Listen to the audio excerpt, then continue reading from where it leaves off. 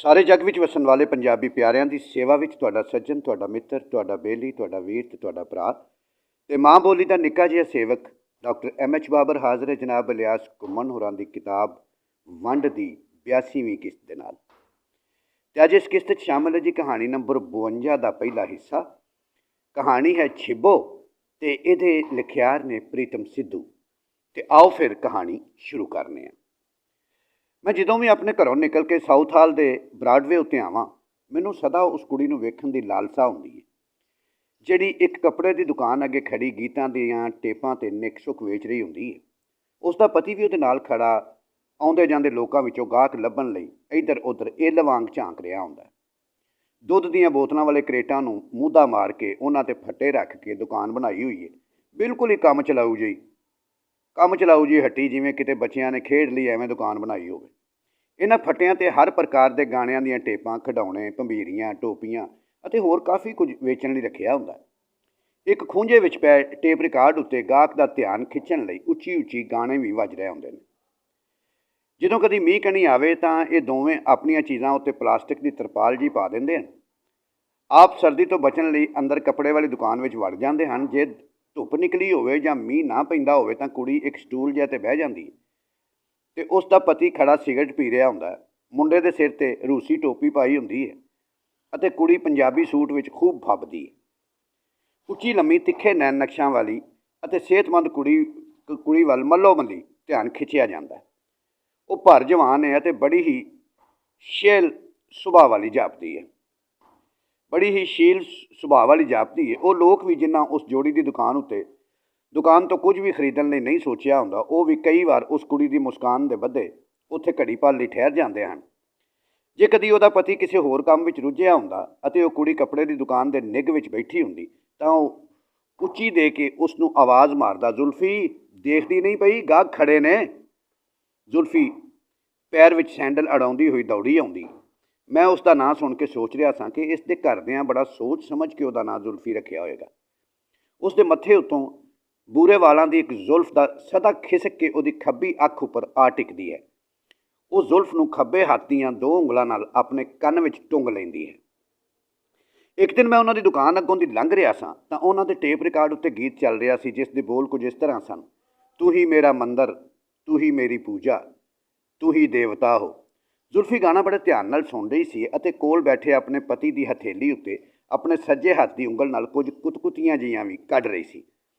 वो हसदा हसदा अपनी हथेली पिछे नूं खिੱਚਣ का यतन कर रहा सी। मैनूं दुकान अगे खड़ा वेख के जरा शर्मा जी गई। उसके पति ने उठ के मेरे वाल ध्यान दिता, उंज अखां ओहदियां भी हस रही सन। मैनूं जापिया जिवें मैं कबूतर कबूतरी जां मोर मोरनी के खूबसूरत माहौल नूं भंग कर दिता होवे। जुल्फी के नौजवान मेहनती पति का नां कादर है। उन्हें बड़ी मेहनत करके 4 पैसे जोड़े जिहड़े उन्हां पाकिस्तान जाके अपने विआह उत्ते खर्च कर दिते सन। कादर पाकिस्तान विच लैलपुर जिले का एक पिंड का वसनीक है अते जुल्फी का पिंड भी उन्हां दे किधरे नेड़े तेड़े ही है। जुल्फी का परिवार 1947 भारत वाले पंजाब चों उजड़ के पाकिस्तान जा वसिया सी। भारती पंजाब बारे अपने मापिਆਂ तो गल्लां सुनन कारण जुल्फी नूं भी भारती पंजाब संबंधी काफ़ी वाकफी सी। असल विच उहदे मापे हाली तक भी भारती पंजाब के हिंदू सिखां नाल रल मिल के गुजरे दिनां नूं भुल्ले नहीं सन, सगों उन्हां दे मनां विच भारती पंजाब की धरती नाल काफ़ी मोह सी। आउंदिआं जांदिआं उन्हां दी दुकान अगों लंघदिआं कादर कई बार मेरे नाल दुआ सलाम कर लैंदा। मैं भी बिना काम दे उन्हां कोल ठहर जांदा। जुल्फी जे किसी गाहक नाल ना रुझी हुंदी तां ओह भी साडीआं गल्लां विच हंगारा भर छड्डदी। एक दिन मैं अते कादर गल्लां कर रहा सां कि जुल्फी विचों ही बोली, भाईजान तुसीं तां उंज दी बोली बोलदे हो जिवें असां पै बोलने आ, होर ते हिंदुस्तानी बशर तुहाडे जिही जुबान नूं नहीं बोलदे। असल विच मेरी पैदाइश भी पाकिस्तान दी है, इसलिए मेरी जुबान तुहाडी जुबान नाल कुछ कुछ मिलदी है। मेरे लिए ये बड़ी खुशी वाली गल। मैं हाली जुल्फी की गल का उत्तर दिता ही सी कि खुशी विचों मटक पई। उहदियां अखां विच किसी अपंत की अबरकी चमकी अते बारीक बुल्लियां उत्ते मासूम मुस्कान फैल गई। कादर भी कोल खड़ा कुछ हैरानी अते खुशी के सांझे प्रभाव अधीन मगरों मगध जिहा हो गया सी। जुल्फी की जुल्फ खिसक के उसकी खब्बी अख ते आ गई सी। उसने सज्जे हत्थ दीआं 2 ਉਂਗਲਾਂ विच जुल्फ नूं फड़ के अपने कन्न उत्ते टंग लिया।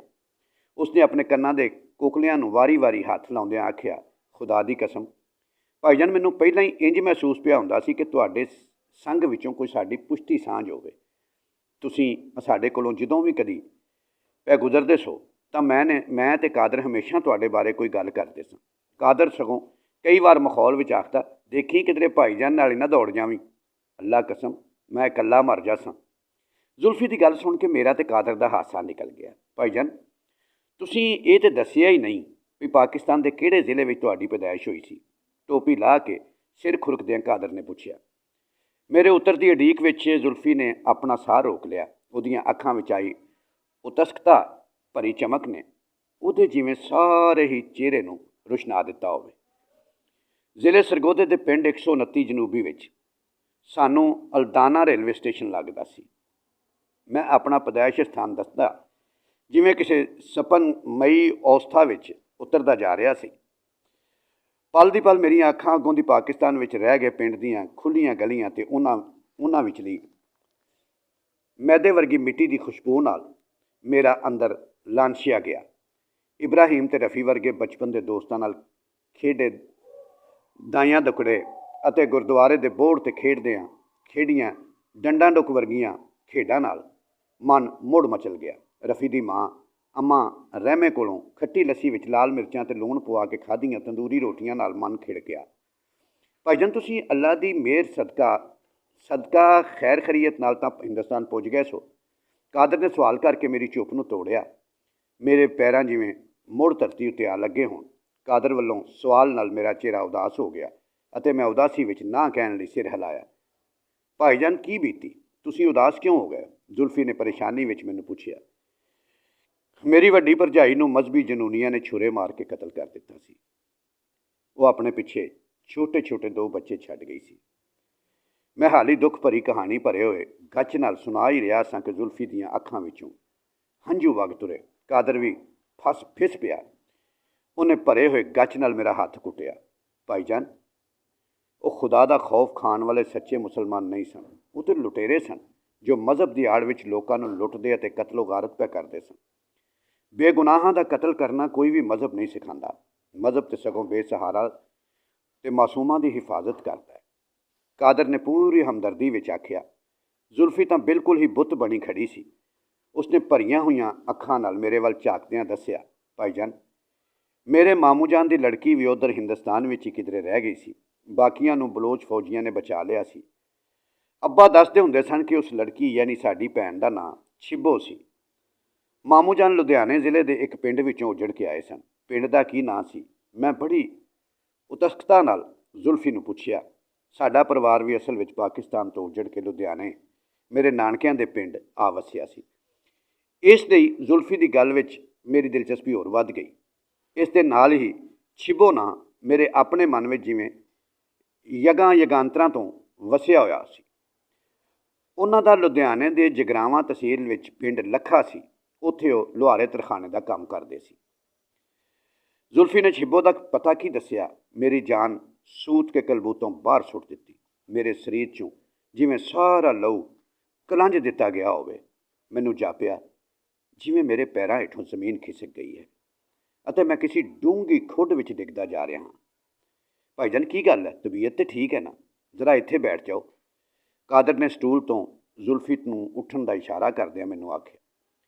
ਛਿੱਬੋ ਦੀ ਦਰਦ ਭਰੀ ਕਹਾਣੀ ਜ਼ੁਲਫੀ ਅਤੇ ਕਾਦਰ ਨੂੰ ਸੁਣਾ ਸਕਣ ਦਾ ਜਿਗਰਾ ਮੈਂ ਕਿੱਥੋਂ ਪੈਦਾ ਕਰਤਾ। ਪਾਠਕਾਂ ਪਾਸੋਂ ਇਸ ਦਰਦ ਨੂੰ ਲੁਕਾ ਕੇ ਰੱਖਣ ਜੋਗਾ ਹੌਸਲਾ ਵੀ ਮੇਰੇ ਪੱਲੇ ਨਹੀਂ ਹੈ। ਸੋ ਸੁਣੋ। 1947 ਦੇ ਫਿਰਕੂਆਂ ਝਗੜਿਆਂ ਵਿੱਚ ਜਦੋਂ ਧਰਮ ਦੇ ਨਾਂ 'ਤੇ ਇਨਸਾਨ ਨੇ ਹੈਵਾਨ ਦਾ ਰੂਪ ਧਾਰਿਆ ਤਾਂ ਸਾਡੇ ਬਾਪੂ ਜੀ ਨੇ ਸਾਨੂੰ 2 ਮਹੀਨੇ ਪਹਿਲਾਂ ਹੀ ਪਾਕਿਸਤਾਨ ਵਿੱਚੋਂ ਭਾਰਤ ਵਿੱਚ ਸਾਡੇ ਨਾਨਕੀ ਭੇਜ ਦਿੱਤਾ ਸੀ। ਬੇਬੇ ਜੀ, ਇੱਕ ਮੇਰਾ ਭਰਾ, ਛੋਟੀ ਭੈਣ ਅਤੇ ਭਤੀਜੀ, ਅਸੀਂ ਆਪਣੇ ਨਾਨਕੇ ਪਿੰਡ ਆ ਗਏ। ਮੇਰੇ ਨਾਨਕੇ ਤਹਿਸੀਲ ਜਗਰਾਓਂ ਦੇ ਪਿੰਡ ਲੱਖਾ ਵਿੱਚ ਹੀ ਸਨ। ਉਹੋ ਹੀ ਪਿੰਡ ਜਿੱਥੇ ਜ਼ੁਲਫੀ ਦੇ ਮਾਮੇ ਦੀ ਧੀ ਛਿੱਬੋ ਰਹਿੰਦੀ ਸੀ। ਛਿੱਬੋ ਉਹਨਾਂ ਦਿਨਾਂ ਵਿੱਚ ਕੋਈ 15-16 ਸਾਲਾਂ ਦੀ ਹੋਵੇਗੀ। ਉਹਦੇ ਅੱਬਾ ਅੱਲਾ ਰੱਖਾ ਤੇ ਮਾਂ ਸ਼ਰੀਫਾਂ ਦਾ ਮੇਰੇ ਨਾਨਕੇ ਘਰ ਬੜਾ ਆਉਣ ਜਾਣ ਸੀ। ਛਿੱਬੋ ਸਵੇਰੇ ਸਵੇਰੇ ਸਾਡੇ ਘਰੋਂ ਲੱਸੀ ਲੈਣ ਆਉਂਦੀ। ਅਸੀਂ ਸਰਦੀਆਂ ਵਿੱਚ ਸੀਏ ਬਾਂਟੇ ਖੇਡ ਰਹੇ ਹੁੰਦੇ। ਛਿੱਬੋ ਦਾ ਭਰਾ ਕੂਮਾ ਵੀ ਸਾਡੇ ਨਾਲ ਖੇਡਦਾ ਹੁੰਦਾ। ਛਿੱਬੋ ਦੀ ਖੱਬੀ ਵੱਖੀ ਵਿੱਚ ਲੱਸੀ ਲਈ ਵਿਲਣੀ ਦਿੱਤੀ ਹੁੰਦੀ ਤੇ ਉਹ ਟਪੋਸੀਆਂ ਮਾਰਦੀ ਸਾਡੇ ਕੋਲ ਆ ਖੜਦੀ। ਉਹ ਆਪਣੇ ਭਰਾ ਕੂਮੇ ਦੇ ਸਿਰ ਦੇ ਵਾਲ ਪੁੱਟਦੀ ਹੋਈ ਆਖਦੀ, ਘੁੰਮਿਆ ਘੁੰਮਿਆ ਘੁੰਮਿਆ, ਮਾਰ ਨਿਸ਼ਾਨਾ ਲਾਲ ਵਿੱਚ। ਅੱਧਾ ਸ਼ੀਂਡ ਗੱਲਾਂ ਨਾਲ ਲੱਗਾ, ਬਾਕੀ ਡਿੱਗਾ ਖਾਲ ਵਿੱਚ। ਕੂਮਾ ਉਹਦਾ ਹੱਥ ਝਟਕ ਦਿੰਦਾ ਤੇ ਛਿੱਬੋ ਫਿਰ ਮੇਰੇ ਦੁਆਲੇ ਆ ਖੜਦੀ। ਜਦੋਂ ਮੇਰੀ ਵਾਰੀ ਨਿਸ਼ਾਨਾ ਲਾਉਣ ਦੀ ਆਉਂਦੀ ਤਾਂ ਛਿੱਬੋ ਮੇਰੇ ਸਿਰ 'ਚ ਥੋਪਕੀ ਜੀ ਮਾਰ ਕੇ ਆਖਦੀ, ਮਾਂ ਦਾ ਮੀਤੂ ਪਿਓ ਦਾ ਪੀਤੂ, ਮਾਰ ਨਿਸ਼ਾਨਾ ਕਾਲੇ ਵਿੱਚ। 5 ਰੋਟੀਆਂ ਢਿੱਡ 'ਚ ਪਈਆਂ, ਬਾਕੀ ਪਈਆਂ ਆਲੇ ਵਿੱਚ। ਮੇਰਾ ਨਿਸ਼ਾਨਾ ਉੱਕ ਜਾਂਦਾ ਤੇ ਮੈਂ ਸਾਰੀ ਜ਼ਿੰਮੇਵਾਰੀ ਛਿੱਬੋ ਸਿਰ ਪਾਉਣ ਲਈ ਉਹਦੇ ਮਗਰ ਪੈ ਜਾਂਦਾ। ਉਹ ਅੱਗੇ ਅੱਗੇ ਦੌੜਦੀ ਤੇ ਮੈਂ ਉਹਦੇ ਵਾਲਾਂ ਦੀਆਂ ਲਟੋਰੀਆਂ ਫੜ ਕੇ ਖਿੱਚ ਲੈਂਦਾ। ਕਦੀ ਉਹਦੀ ਚੁੰਨੀ ਲਾ ਕੇ ਦੌੜ ਜਾਂਦਾ। ਉਹਦਾ ਮੂੰਹ ਲਾਲ ਹੋ ਜਾਂਦਾ ਤੇ ਉਹਦੇ ਨੱਕ ਵਿੱਚ ਪਾਇਆ ਕੋਕਾ ਪਤਾ ਨਹੀਂ ਕਿਉਂ ਵਧੇਰੇ ਲਿਸ਼ਕਣ ਲੱਗ ਪੈਂਦਾ। ਉਹ ਐਵੇਂ ਮੁੱਚੀ ਦਾ ਰੌਲਾ ਪਾ ਕੇ ਮੇਰੇ ਮਾਮੇ ਨੂੰ ਆਵਾਜ਼ਾਂ ਮਾਰਦੀ, ਤਾਇਆ ਬਚਾਈ ਇਸ ਡੱਬੂ ਤੋਂ, ਵੇਖ ਕਿਵੇਂ ਵੱਢਣ ਨੂੰ ਪੈਂਦਾ। ਅਸੀਂ ਮੁੜ ਬਾਂਟੇ ਖੇਡਣ ਲੱਗ ਜਾਂਦੇ ਤੇ ਛਿੱਬੋ ਮਾਮੀ ਕੋਲੋਂ ਲੱਸੀ ਲੈਣ ਅੰਦਰ ਚਲੀ ਜਾਂਦੀ। ਲੱਸੀ ਲੈ ਕੇ ਉਹ ਮੁੜ ਸਾਡੇ ਕੋਲ ਆ ਖੜਦੀ। ਅਸੀਂ ਆਪਣੇ ਬਾਂਟੇ ਖੇਡਦੇ ਰਹਿੰਦੇ। ਮੇਰੀ ਲੱਸੀ ਨਾ ਐਵੇਂ ਡੁਲਾ ਦਿਆ ਜੇ, ਕਸਮ ਖੁਦਾ ਦੀ ਮੈਂ ਕਿਸੇ ਨੂੰ ਕੁਝ ਨਹੀਂ ਜੇ ਆਖਦੀ। ਛਿੱਬੋ ਸਾਡੇ ਕੋਲ ਖੜ ਕੇ ਸਾਡਾ ਵਿਸ਼ਵਾਸ ਜਿੱਤਣ ਲਈ ਆਖਦੀ। ਫਿਰ ਉਦੋਂ ਹੀ ਪਤਾ ਲੱਗਦਾ ਜਦੋਂ ਵਿਲਣੀ 'ਚੋਂ ਲੱਸੀ ਦੀ ਚੋਲੀ ਭਰ ਕੇ ਸਾਡੇ ਵਿੱਚੋਂ ਇੱਕ ਦੇ ਸਿਰ ਵਿੱਚ ਪਾ ਕੇ ਦੌੜ ਜਾਂਦੀ। ਅਸੀਂ ਬਾਂਟੇ ਖੇਡਦੇ ਸਦਾ ਛਿੱਬੋ ਨੂੰ ਉਡੀਕਦੇ ਰਹਿੰਦੇ। ਉਹ ਲੱਸੀ ਘਰ ਦੇ ਕੇ ਕਿਸੇ ਬਹਾਨੇ ਫਿਰ ਸਾਡੇ ਕੋਲ ਆ ਖੜਦੀ। ਮਾਮੀ ਨੇ ਕਦੇ ਚੌਂਕਾ ਲਿਪਦੀ ਹੋਣਾ ਤਾਂ ਛਿੱਬੋ ਨੇ ਲੱਸੀ ਵਾਲਾ ਭਾਂਡਾ ਪਾਸੇ ਰੱਖ ਕੇ ਮਾਮੀ ਨਾਲ ਲਿਪਾਈ ਸ਼ੁਰੂ ਕਰ ਦੇਣੀ। ਬਿਨਾਂ ਲੋੜ ਦੇ ਮੈਥੋਂ ਪਾਣੀ ਦੀਆਂ ਬਾਲਟੀਆਂ ਮੰਗਵਾਈ ਜਾਂਦੀ। ਉਹਦੀਆਂ ਮੋਹ ਭਰੀਆਂ ਹਰਕਤਾਂ ਵੇਖ ਕੇ ਮਾਮੀ ਨਿੱਕਾ ਨਿੱਕਾ ਹੱਸਦੀ। ਮੈਂ ਅੱਖ ਬਚਾ ਕੇ ਬਾਹਰ ਖੇਡਣ ਚਲੇ ਜਾਣਾ ਤਾਂ ਛਿੱਬੋ ਨੇ ਆਵਾਜ਼ ਮਾਰਨੀ, ਮਾਂ ਦੇ ਮੀਤੂ ਪਿਓ ਦੇ ਪੀਤੂ, ਤੈਨੂੰ ਮਾਮੀ ਪਈ ਬੁਲਾਉਂਦੀ ਜੇ। ਉਹਨੇ ਜੇ ਸ਼ਬਦ ਨੂੰ ਲਮਕਾ ਕੇ ਚੌਕੀਦਾਰਾਂ ਵਾਂਗ ਆਖਣਾ, ਜਿਵੇਂ ਅਸੀਂ ਖੇਡਦੇ ਆਖਦੇ ਹੁੰਦੇ ਸਾਂ, ਲੁੱਕ ਛੁਪ ਜਾਣਾ ਮਕਈ ਦਾ ਦਾਣਾ, ਰਾਜੇ ਦੀ ਘੋੜੀ ਆਈ ਜੇ। ਜਦੋਂ ਮੈਂ ਘਰ ਜਾਣਾ ਤਾਂ ਮਾਮੀ ਨੇ ਆਖਣਾ, ਮੈਂ ਤਾਂ ਨਹੀਂ ਬੁਲਾਇਆ, ਇਹ ਭੂਤਨੀ ਐਵੇਂ ਕਮਲ ਕੁੱਟਦੀ ਹੈ। ਨਾਲੇ ਮਾਮੀ ਜੀ ਨੇ ਮਕਰਾ ਜਿਹਾ ਹੱਸਣਾ ਵੀ। ਕਦੀ ਛਿੱਬੋ ਆਪਣੇ ਭਰਾ ਕੂਮੇ ਨੂੰ ਛੇੜਨ ਲਈ ਆਵਾਜ਼ ਮਾਰਦੀ, ਕੂਮਿਆ ਕੋੜੇ ਤੁਮਿਆ, ਤੈਨੂੰ ਮਾਂ ਬੁਲਾਵੇ। ਕੂਮਾ ਸੱਜੇ ਹੱਥ ਦੇ ਕੋਟ ਨਾਲ ਨੱਕ ਪੂੰਝਦਾ ਹੋਇਆ ਛਿੱਬੋ ਮਗਰ ਅਲੀ ਅਲੀ ਕਰਕੇ ਭੱਜਦਾ ਤੇ ਉਹ ਦੌੜ ਕੇ ਮਾਮੀ ਦੇ ਸੰਦੂਕ ਪਿੱਛੇ ਜਾ ਲੁਕਦੀ। ਕੂਮਾ ਉਹਨੂੰ ਗੁੱਤੀਓਂ ਫੜ ਕੇ ਬਾਹਰ ਖਿੱਚਦਾ ਤਾਂ ਮੈਂ ਕੂਮੇ ਨੂੰ ਹੋਰ ਹਲਾਸ਼ਰੀ ਦਿੰਦਾ। ਮਾਮੀ ਕੱਪੜੇ ਧੋਣ ਵਾਲੀ ਥਾਪੀ ਲੈ ਕੇ ਸਾਡੇ ਮਗਰ ਪੈ ਜਾਂਦੀ ਤੇ ਅਸੀਂ ਹਿਰਨਾਂ ਵਾਂਗ ਚੁੰਗੀਆਂ ਭਰਦੇ ਘਰੋਂ ਬਾਹਰ ਹੋ ਜਾਂਦੇ।